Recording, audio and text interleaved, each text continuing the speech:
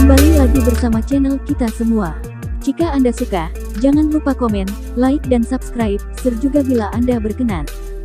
Selamat membaca dan mendengarkan. Perintah Kaisar Naga, Bab 3759-3761. Kepala istana membawa Dev ke tempat-tempat para orang suci berlatih. Begitu masuk, terdengar teriakan dan suara ledakan di kehampaan. Inilah orang-orang suci yang berdebat satu sama lain. Hanya dengan cara inilah orang-orang suci ini dapat mencapai pemahaman diam-diam yang terbesar. Besok mereka akan berangkat ke kutub. Adapun berapa banyak dari orang-orang suci ini yang bisa kembali dengan hidup-hidup, tidak ada yang tahu. Semuanya, hentikan latihan kalian. Kepala istana berteriak, dan tak lama kemudian selusin orang suci muncul dari mana-mana.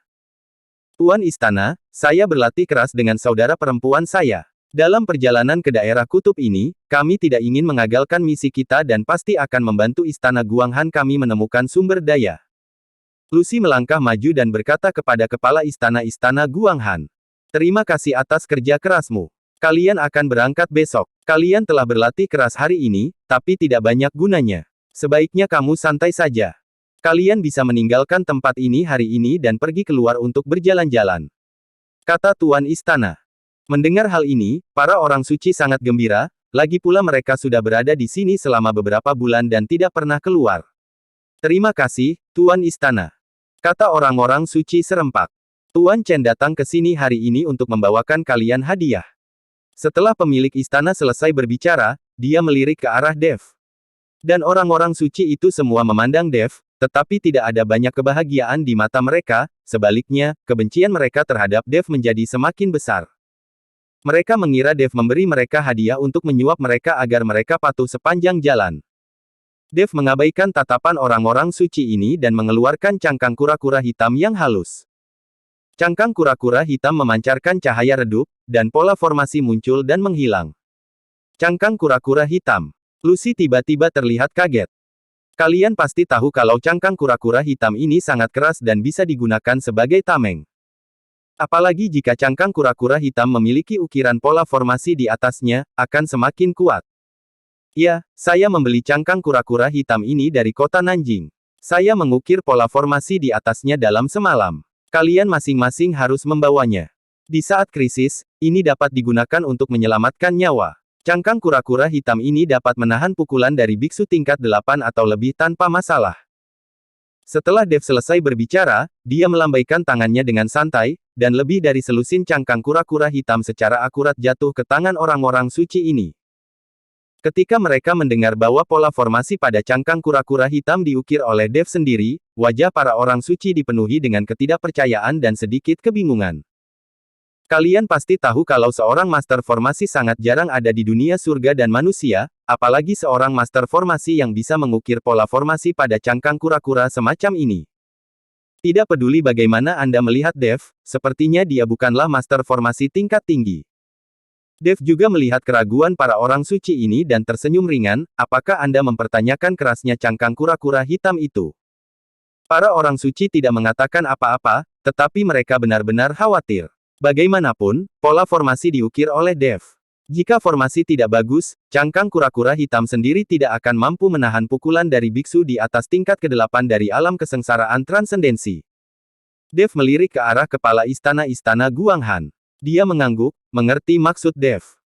Dev kemudian melemparkan sisa cangkang kura-kura hitam di tangannya ke udara, dan penguasa istana melambaikan lengan bajunya. Cahaya dingin langsung datang. Hanya dengan satu gelombang kapan saja, aura yang meledak sekuat alam kesengsaraan transendensi tingkat 9. Cahaya dingin tiba-tiba menerpa cangkang kura-kura hitam. Cangkang kura-kura hitam bersinar dengan cahaya yang menyilaukan, dan pola formasi yang diukir di atasnya diaktifkan, dan cangkang kura-kura hitam juga menjadi besar pada saat ini. Ledakan. Cahaya dingin tiba-tiba menghilang, dan pola formasi pada cangkang kura-kura hitam perlahan hancur, dan kemudian cangkang kura-kura hitam jatuh ke tanah. Pada cangkang kura-kura hitam, retakan mulai menyebar. Kemudian hancur berantakan. Para orang suci tidak bisa tidak terkejut ketika mereka melihat pemandangan ini di depan mereka. Cangkang kura-kura hitam yang dikombinasikan dengan pola formasi dapat menahan pukulan dari biksu tingkat 9 di alam kesengsaraan transendensi. Meskipun cangkang kura-kura hitam hanya bisa menahannya sekali sebelum akhirnya rusak, setidaknya itu bisa menyelamatkan nyawa mereka sekali. Pada saat ini, orang-orang suci ini menatap Dev dengan sedikit kekaguman di mata mereka. Meskipun Dev hanya berada di alam kesengsaraan transendensi tingkat ketiga, dia adalah seorang master formasi. Di dunia surga dan manusia, master formasi sama dihormatinya dengan alkemis. Justru karena Dev adalah master formasi, levelnya tidak terlalu tinggi, lagi pula, dia menghabiskan sebagian besar energinya untuk mempelajari formasi. Terima kasih, Tuan Chen. Kami akan dengan tegas mengikuti perintah kepala istana dan melindungi keselamatan Tuan Chen sepanjang jalan. Lucy mengambil inisiatif untuk melangkah maju dan memberi hormat kepada Dev. Lagi pula, jika seseorang memberikan barang yang begitu berharga, akan sulit bagi orang suci ini untuk mengabaikan Dev. Mendengarkan perkataan Lucy, Dev tersenyum tipis, kalian hanya perlu melindungi diri kalian sendiri dulu. Jika memungkinkan, saya akan berusaha sebaik mungkin untuk membawa kalian semua kembali. Kata-kata Dev membuat Lucy, yang tadi sedikit bersyukur, tiba-tiba menjadi dingin. Orang suci lainnya juga memandang Dev tidak yakin. Maksudmu, kamu sendiri yang lebih kuat dari selusin dari kami? Lucy bertanya pada Dev.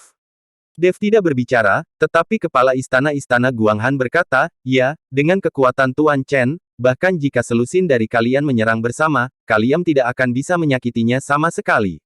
Patuh saja sepanjang jalan. Keluarlah bersamaku sekarang dan bersantailah. Setelah kepala istana Guanghan selesai berbicara, dia berbalik dan berjalan keluar. Meskipun orang-orang suci ini tidak yakin, tidak ada yang berani membantah Tuan Istana. Dev hanya tersenyum dan tidak mengatakan apapun. Setelah pergi, lebih dari selusin orang suci turun gunung bersama dan pergi ke kota Nanjing untuk healing. Perjalanan besok ke kawasan kutub masih belum pasti, jadi bersenang-senanglah hari ini. Dev pergi ke kamarnya untuk beristirahat. Dia mengukir pola formasi sepanjang malam sangat menguras tenaganya. Dia harus kembali ke kondisi terbaiknya secepat mungkin. Ketika Dev membuka matanya, cahaya bulan telah bersinar dan hari sudah gelap. Namun salju putih memantulkan cahaya bulan, membuatnya tampak seperti siang hari. Dev keluar ruangan dan merasakan angin dingin bertiup, merasa sangat nyaman. Orang biasa tidak akan bisa tinggal di lingkungan dan cuaca seperti ini sepanjang hari, tetapi bagi biksu seperti Dev, hawa dingin yang parah tidak terlalu terasa. Dev melompat dan duduk di atap. Dia melihat sosok anggun di halaman pemilik istana. Itu adalah penguasa istana, memegang pedang panjang di tangannya dan berlatih. Cahaya bulan menyinari tubuhnya, dan kain kasanya tipis dan transparan, membuat Dev tercengang. Pemilik istana juga merasa ada yang memperhatikan, dia tahu siapa orang itu, jadi dia tidak peduli. Dev merasakan hidungnya terasa panas, dan kemudian beberapa tetes mimisan jatuh di salju putih. Jangan dengar apa yang tidak pantas, jangan lihat apa yang tidak pantas. Dev dengan cepat berbalik dan melafalkan mantra pemurnian hati. Sungguh bercanda, dia selalu merasa seperti pemilik istana sedang merayunya. Setelah melafalkan mantra pemurnian hati beberapa kali, hati Dev menjadi tenang. Dia menyaksikan bulan berubah arah seiring berjalannya waktu. Dev berpikir keras. Apa sebenarnya asal mula waktu?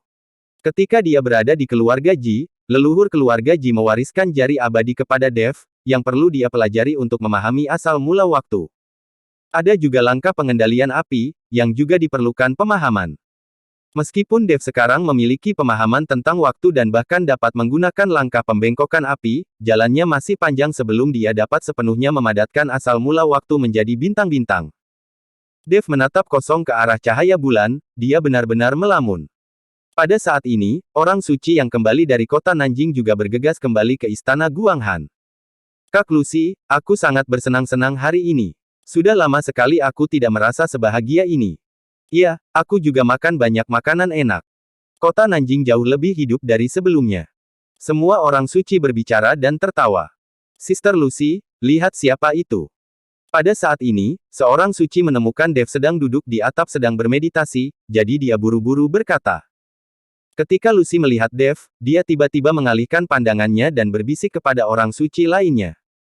Setelah mendengar ini, semua orang suci lainnya melambaikan tangan mereka. Saudari Lucy, tolong berhenti membuat masalah.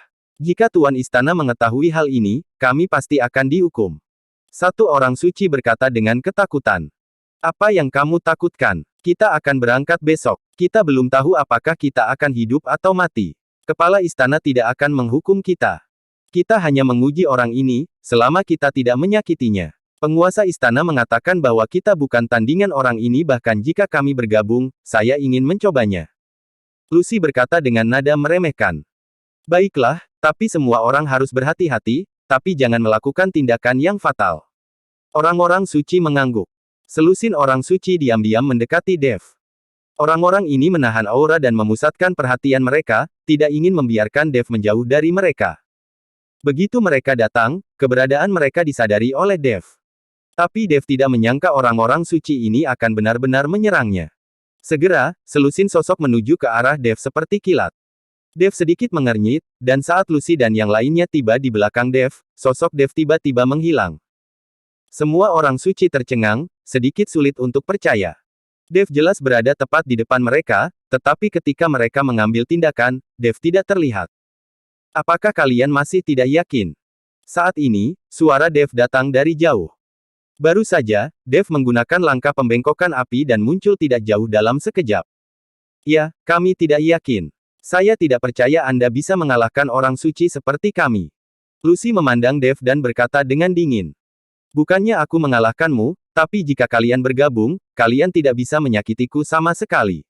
Apakah kamu mengerti? Dev tersenyum ringan. Arogan. Lucy meraihnya, dan udara dingin antara langit dan bumi langsung mengembun menjadi pedang es di tangan Lucy. Ketika orang suci lainnya melihat ini, mereka memanfaatkan situasi ini dan memadatkan udara dingin antara langit dan bumi menjadi pedang es. Lebih dari selusin pedang es menuju ke arah Dev bersama-sama. Dev tahu bahwa orang-orang suci ini tidak akan bisa mematuhi pengaturannya tanpa menunjukkan keterampilan nyata. Terlihat tubuh Dev bersinar dengan cahaya keemasan, dan tubuh emasnya yang tidak bisa dihancurkan langsung menutupi seluruh tubuh Davem. Menghadapi lebih dari selusin pedang es, Dev menolak untuk menghindar dan berencana menggunakan tubuh emasnya yang tidak bisa dihancurkan untuk melawan.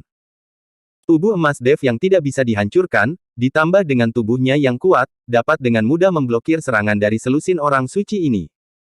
Bagaimanapun, orang-orang suci ini hanya berada di alam kesengsaraan transendensi tingkat 6. Boom, boom, boom. Lebih dari selusin pedang es menghantam tubuh Dev secara bersamaan, membuat ledakan besar. Gelombang udara bergulung dan kehampaan berputar. Lebih dari selusin pedang es semuanya hancur seketika setelah menyentuh Dev. Tapi Dev berdiri utuh, dengan senyum tipis di wajahnya. Melihat pedang es yang hancur, semua orang suci tercengang. Mereka memandang Dev dengan tidak percaya. Bagaimana ini bisa terjadi? Wajah Lucy penuh dengan kebingungan. Dia tidak percaya bahwa selusin dari mereka yang berada di alam kesengsaraan transendensi tingkat 6 tidak dapat menyakiti Dev, yang berada di alam kesengsaraan transendensi tingkat ketiga. Dia bahkan tidak bergerak dan membiarkan mereka menyerangnya, tapi dia tidak terluka. Kesenjangan yang sangat besar ini menyulitkan semua orang suci untuk menerimanya. Saya sudah mengatakannya sebelumnya, kalian bukan tandingan Tuan Chen bahkan jika kalian bergabung. Apakah kalian harus mempermalukan diri sendiri? Apakah Anda mengerti sekarang? Penguasa istana Guanghan ada di sini saat ini. Melihat Tuan Istana datang, semua orang suci ini menjadi cemas. Mengapa kalian tidak segera meminta maaf kepada Tuan Chen? Dia hanya berdiri di sana dan menahan kalian yang mengambil tindakan. Jika dia melawan, saya khawatir kalian tidak akan bisa berdiri di sini lagi. Kata pemilik istana dengan tajam. Lucy dan orang-orang suci itu sekarang benar-benar tahu betapa kuatnya Dev. Tuan Chen, saya minta maaf. Kami buta dan tidak bisa melihat bahwa Tuan Chen ternyata seorang master. Lucy buru-buru mengikuti Dev untuk meminta maaf, dan itu adalah permintaan maaf yang tulus. Bersambung.